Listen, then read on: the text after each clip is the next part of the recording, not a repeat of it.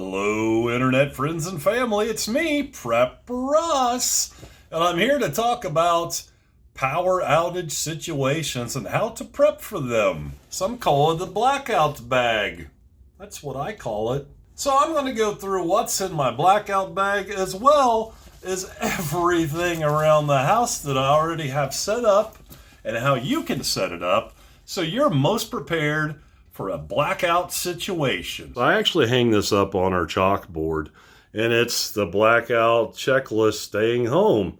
So the first thing you really want to do as a prepper is you want to monitor the weather, and as soon as you see there's going to be a giant ice storm or bad weather or anything you think that could possibly cause a blackout scenario, you want to do this stuff as soon as possible before the lights are out. Then you just go down your list, your blackout list, when the lights are out. And one of the first things I do is I call Duke Energy, our local energy company. I look at the outages map on my phone, if I still have the ability to use my phone, and I find out how bad it really is. But then I just go down this list. You can look at it. One of the first things you want to do when the power goes out is take any meat, raw meat you have, out of your fridge as quick as possible and throw it up here with all the frozen goods and your ice.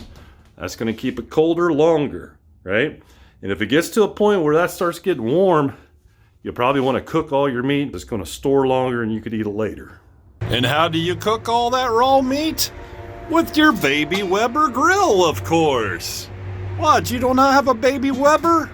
You should. Also, make sure you store tons of charcoal. More than this, I need more. And as much firewood you can stuff in your garage.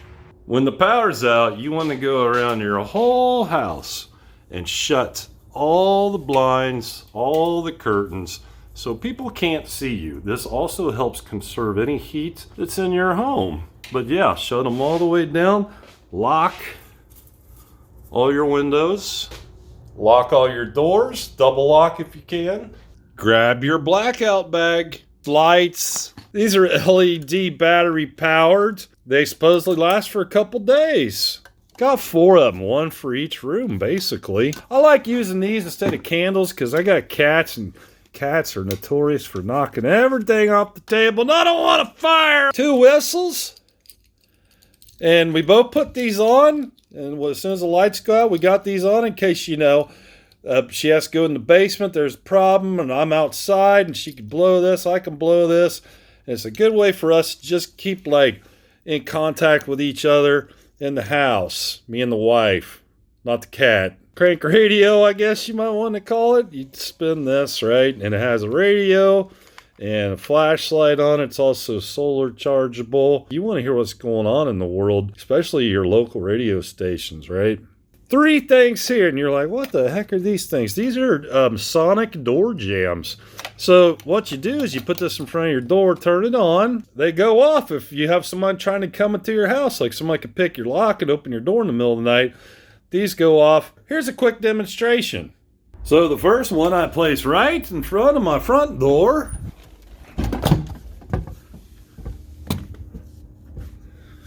One goes right here in front of the side door, and one more at the back door. And here's what happens when someone tries to come in. Wow, that's pretty loud. Someone's trying to come in the house. Got a ham radio in here. This is for if I need to communicate on emergency channels.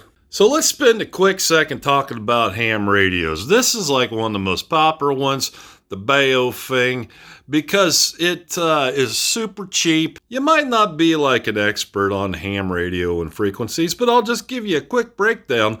This thing can communicate with pretty much every walkie-talkie ever made. The ones you buy at Walmart or sporting goods stores. It covers all of the main walkie-talkie channels.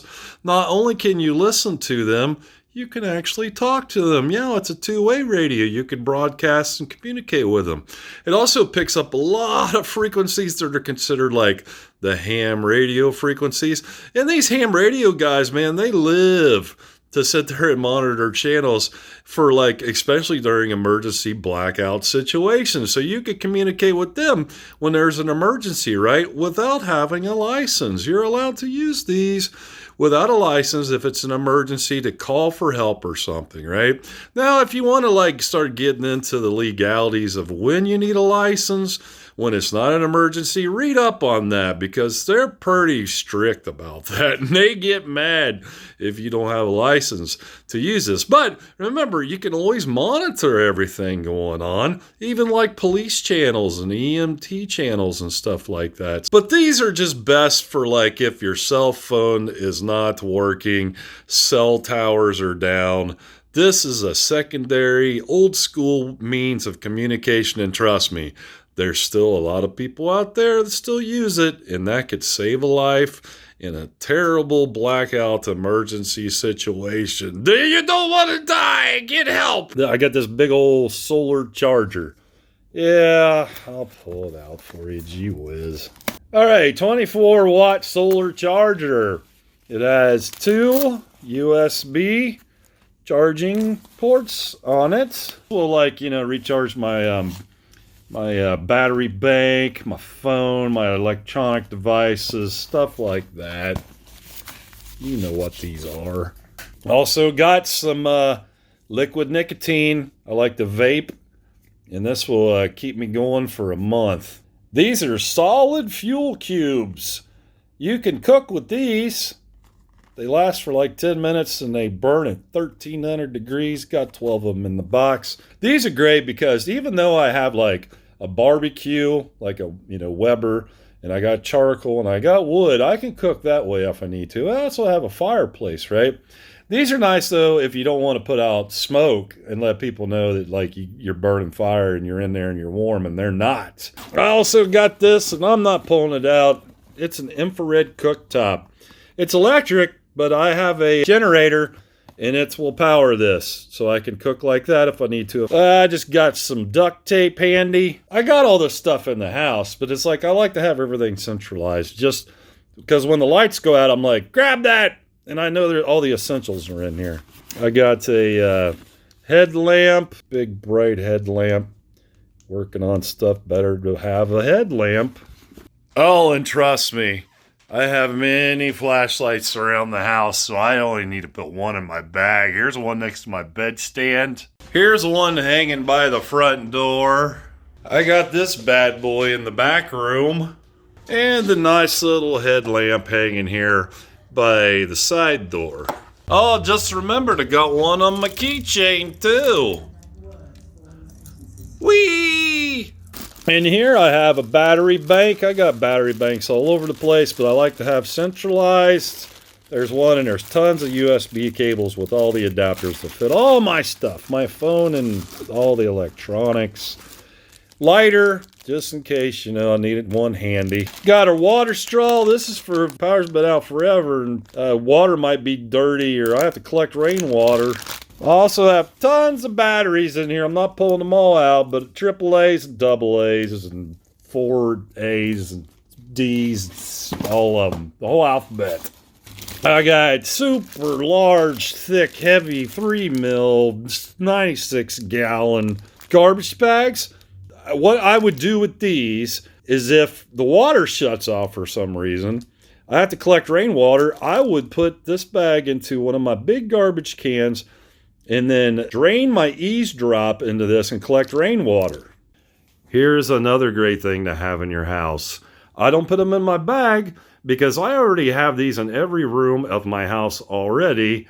And the great thing about this brand and this type is they're affordable. So you can have a bunch. Don't forget battery-powered smoke detectors. I prefer the combo version, smoke and carbon monoxide, because some houses and apartments have smoke detectors in them that are actually plugged into the electrical system, but when the power goes out, you're just not sure if this has a battery backup on it or not, or if it's charging or working. So better just to have a few of these around. And remember, hang them high. Next thing I like to do is bust out my first aid kit from the closet and put it somewhere front and center, like in your bathroom. This thing is packed with all the trauma essentials. Nice to have a manual too, just in case, something you don't know how to take care of pops up. Every good prepper should have a gas-powered generator for blackout situations. I got this one. It cost me about $450. It's the inverter style, which means cleaner electric. It has very many components in it, safety components, so that it can reliably charge, safely charge your delicate electronics like cell phones and stuff like that. For example, here's one battery. I always make sure I charge up. Lights out situation, it goes to my CPAP because I snore. And also run all the other big stuff, like maybe a furnace. That's what I got this for. I have a gas-powered furnace, right? But it has an electric fan on it and blower. So this thing has the wattage to pull off running my fan. So when the lights are out and nobody else has electricity, I still have heat, because electricity doesn't affect your gas.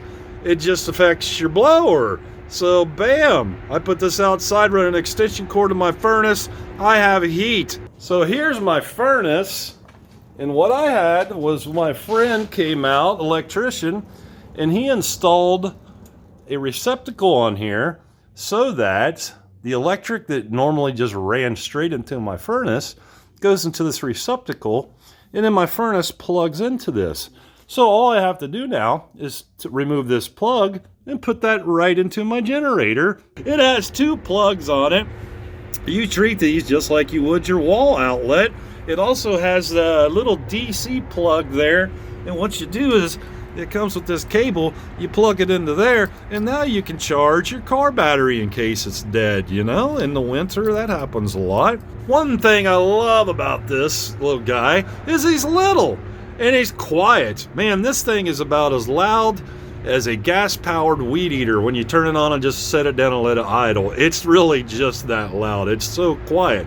And you want a quiet generator, because when the lights are out and all your neighbors are freezing and they don't have electricity and stuff, some of them might be like, hey, I hear a generator, I'm gonna go steal it. Anyway, it runs on 1 gallon of gas for 9 hours. Wow, that's amazing, folks. Really, it is, for a generator that puts out 2,000 watts. Hey, let's turn this thing on. Wow, that was easy. It only took 1 pull. So anyway, you hear it running. I know it's going to sound louder on the phone than it is in person, but I'm telling you, this thing's pretty quiet. It's on econ mode, and then when you want to crank it up, when you're going to be pushing maximum voltage, maximum watts, it gets louder, and you hear it. Still pretty quiet though, quieter than a lawnmower. Securing the perimeter of your home at night is important when the lights are out. So I got these LED solar-powered motion detector lights all around the main parts of my house, as you see here. And when I get near them, bang, they come on. They're really bright. I like these things. Like, they're super bright. And they're always on because they're solar-powered battery lights. Right? So no one's going to get near my beans and spam when I'm inside and it's dark, because I'll see the lights kicking on through the window blinds, and we'll run out with my shotgun and say, go away. When the power goes out, you never know when the water's going to go out. I get out my trash bags and fill all of your sinks in your tub with these. And fill them up with water. Now, I will say this, don't get the trash bags that have like scented things on them or anything. You want the most basic, just plastic bags, because you don't want to contaminate your water. 2 trash bags go in my laundry sinks. They're nice and big. You can really get a lot of water stored in these. And 1 goes in the tub. 1 goes in the bathroom sink. And if you're feeling really generous, put 1 in your trash can. Fill it up with water too. Let's talk about food and supply rations. I got enough to last me for a couple weeks, all right? Then I'm bugging out. Toilet paper, water. I got about 5 giant jugs of water, trash bags, corn oil. I like corn oil because it burns really high without breaking down. Dawn dish soap, vinegar, 2 big things of salt, 2 big boxes of sardines. This thing's last forever. And some plain Clorox bleach, because I got that for purifying rainwater if it reaches that level. Up here, we have beans. Beans are the most nutritious food you can buy. And get the ones in cans, they last forever.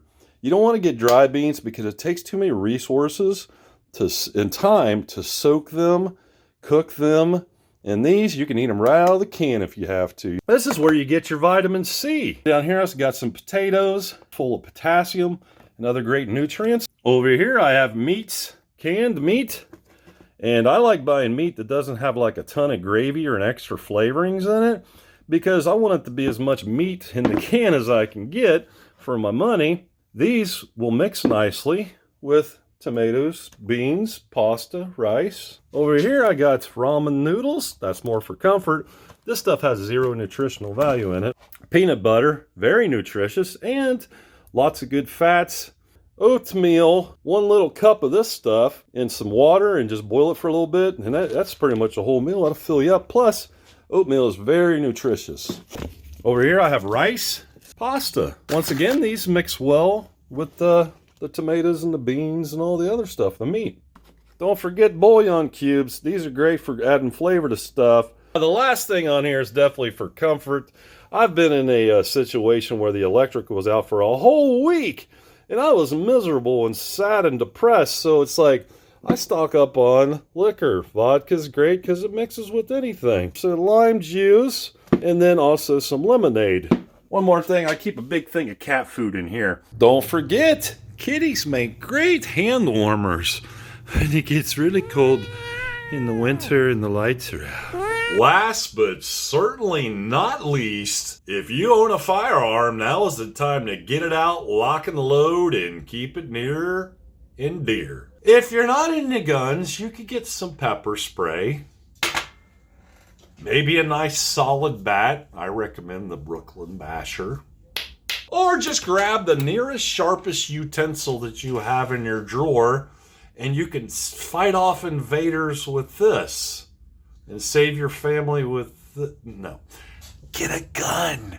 Get a gun. Hey, I hope you enjoyed my video. I know I covered a lot of things that may be just personalized for me, but I tried to put all the essentials in there as well. Remember, it all starts with a list. Make your own list, right? So I went through the grueling process of linking to each and every item down in the description below this video. I'm Prepper Russ, I guess.